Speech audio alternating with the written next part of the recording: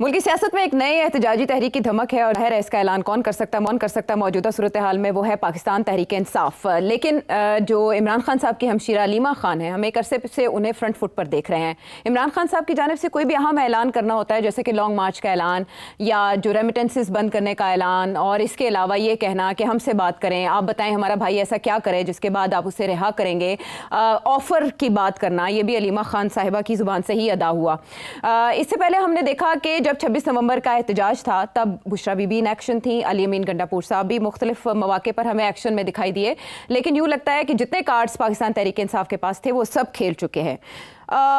अब एक कार्ड शायद जिसे चिल्ड्रन कार्ड मुस्लिम लीग नून करार दे रही है, वो है कासिम और सुलेमान, इमरान खान साहब के साहबजादे, जो इससे पहले सियासत में एक्टिव नहीं थे। लेकिन एक इंटरव्यू उन्होंने दिया जिसमें उन्होंने अमेरिकन प्रेसिडेंट डोनाल्ड ट्रंप से रिक्वेस्ट भी की कि वो रिहाई में किरदार अदा करें। उसके बाद से खामोशी थी। लेकिन अब अलीमा खान साहिबा ने अपने भाई से मुलाकात के बाद जेल के बाहर आके ये कहा कि उनके साहबजादों को हम इससे पहले रोके हुए थे, लेकिन अब वो मानने पर तैयार नहीं है और अमरीका विजिट के बाद वो पाकिस्तान आएंगे और एहतजाजी तहरीक में हिस्सा लेंगे। वो एहतजाजी तहरीक जो इमरान खान साहब के 2 साल जेल में मुकम्मल होने पर शुरू होने जा रही है और वो तब पीक करेगी, यानी उरूज को पहुंचेगी 5 अगस्त को। 1 महीने से भी कम अरसा सेठी साहब रह गया है।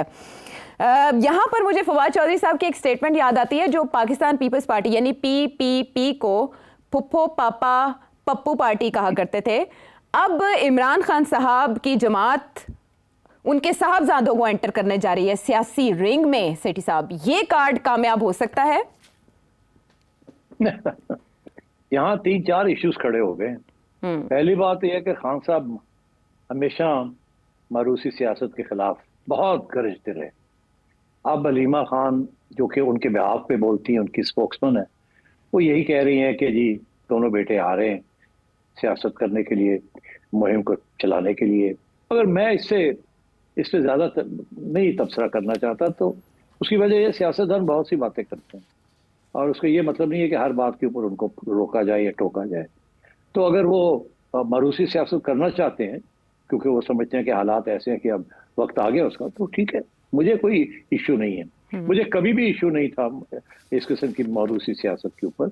ये मिडिल क्लास का, कुछ लोगों का ये मसला है कि जी क्योंकि उनके यहाँ ऐसी चीज़ नहीं होती, मगर हमारे यहाँ तो ये सारी लैंडेड एरिस्टोक्रेसी है और हेरिडिटरी पॉलिटिक्स होती है। तो इसलिए I don't think this is a problem. मरूसी सियासत सारी दुनिया में होती है, डेवलप्ड कंट्रीज में भी होती है, नॉन डेवलप्ड कंट्रीज में भी होती है। बड़े रेयर ओकेजन्स है जहाँ नहीं होती, मगर होती है हर जगह पे। तो खैर anyway this is not an issue for me. अगर वो आना चाहते हैं और सियासत करना चाहते हैं और खान साहब समझते हैं कि उनके बेटे आए और करें, नो प्रॉब्लम, मुझे कोई इश्यू नहीं। तो ये जो तनकीद होती है कि जी पीटीआई तो ये कहती रही, अब ये कह रही है, I don't have a problem with that. करें, एक दफा नहीं आए बच्चे करें। दूसरी बात यह है कि क्या वो आएंगे और या नहीं आएंगे, क्या वो चाहेंगे कि इस किस्म की सियासत करना या नहीं, और ये जो अलीमा खान साहिबा ने जो बात की है इसमें ये दुरुस्त है या नहीं, ये फेक न्यूज़ है या जान के ये बात कराई जा रही है, ये क्यों, ये क्या है, इसके पीछे हकीकत क्या है? अब देखिए, हकीकत तो मुझे अनफॉर्चुनेटली नहीं पता, मगर मैं स्पेकुलेट जरूर कर सकता हूँ, मैं इंटेलिजेंट गेस कर सकता हूँ, जो कि आप भी कर सकते हैं। मैं थोड़ा सा लेआउट कर देता हूँ।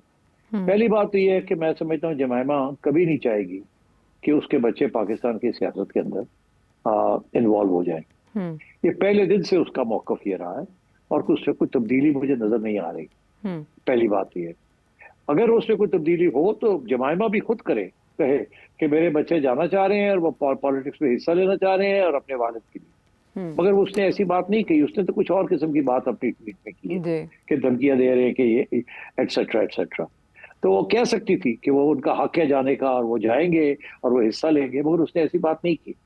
तो पहली बात तो ये। दूसरी बात ये है कि जो लोग ये बात कह रहे हैं कि जी वो आएंगे तो उनको गिरफ्तार कर लिया जाएगा। अब राणा साहब जो है, राणा सनाउल्लाह साहब ने बड़े वाज़ेह तौर पे बड़ी इंटरेस्टिंग बात की है। उन्होंने कहा जी अगर वो आते हैं तो आए, अगर वो सियासत में हिस्सा लेते हैं तो उसी किस्म का रवैया इख्तियार किया जाएगा जो बाकी पीटीआई लोगों के साथ किया जाता है जब वो सियासत में हिस्सा लेते हैं, जो कि जायज़ है। मगर अगर कानून को तोड़ते हैं तो फिर कानून उनके साथ, उनके ऊपर भी लागू होगा। सियासत में हिस्सा लेना इज नॉट अ क्राइम।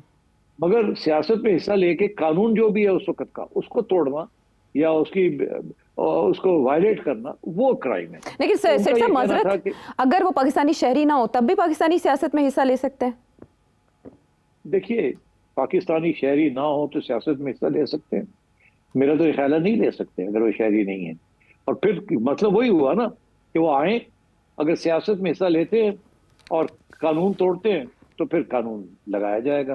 कानून अगर ये कहता है कि वो डुअल नेशनल नहीं है, वो सिर्फ ब्रिटिश नेशनल है, तो फिर ब्रिटिश नेशनल यहाँ आके अगर पॉलिटिक्स करेंगे तो फिर उनको नहीं इजाजत दी जाएगी, उनको वापस डिपोर्ट कर दिया जाएगा। तो मतलब है कि बात वही है, सिर्फ उसका रुख ऐसे हो जाता है कि अगर तो वो ड्यूअल नेशनल नहीं है तो आके सियासत में हिस्सा लेते हैं तो स्ट्रेट अवे उनको फारग कर दिया जाएगा, वापस डिपोर्ट कर दिया जाएगा। और अगर वो ड्यूअल नेशनल है तो सियासत में हिस्सा ले, और अगर उस वक्त एहतजाज के दौरान कोई उस वक्त का कानून तोड़ते हैं तो फिर उनको फिर पकड़ा जाएगा, जैसे बाकी लोग पकड़े जाते हैं पीटीआई के।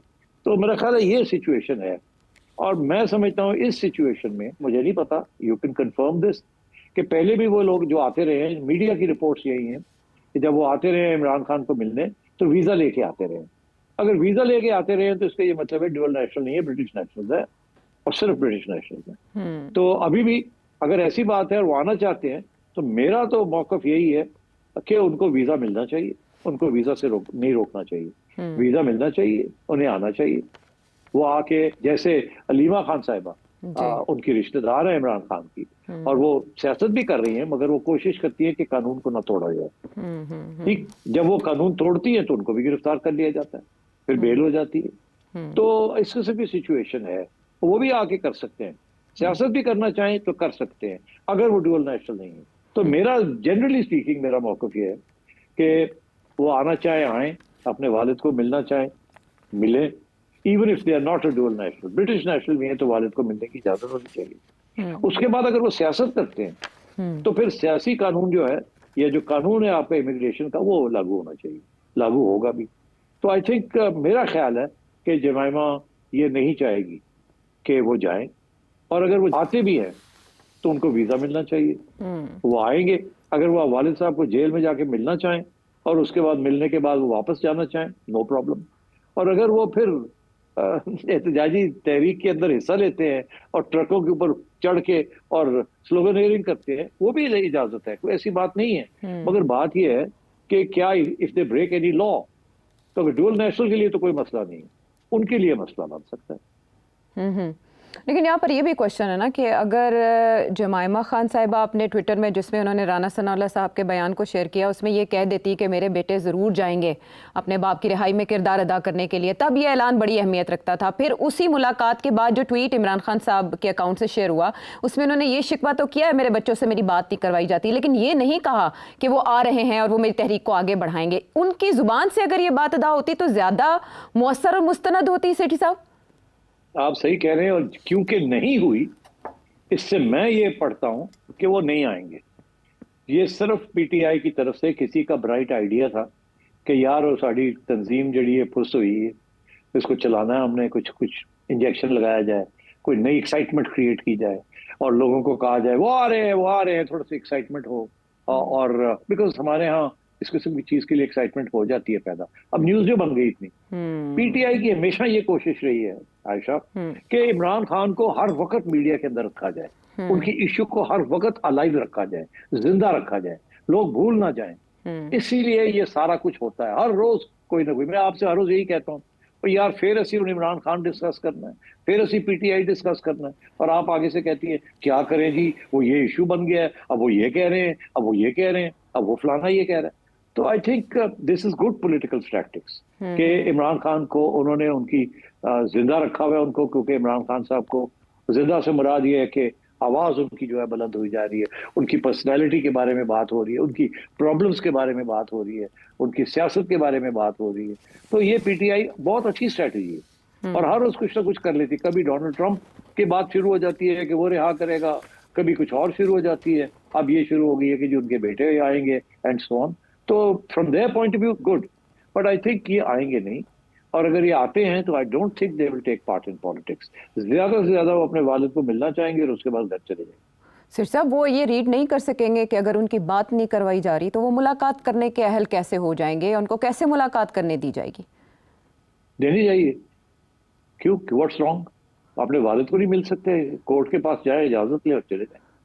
कोई कोर्ट इजाजत रोकेगा नहीं।